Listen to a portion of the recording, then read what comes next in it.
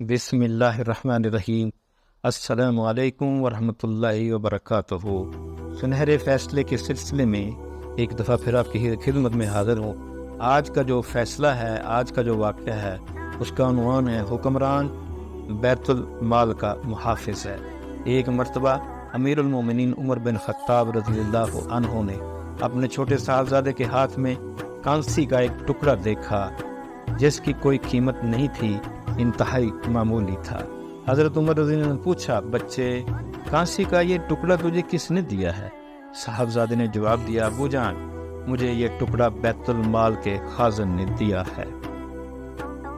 امیر المومنین اپنے صاحبزادے کو لے کر بیت المال کے خازن کے پاس گئے اور اس سے فرمایا، تجھے یہ ٹکڑا عمر کے بچے کو دینے کے لیے کس نے کہا ہے؟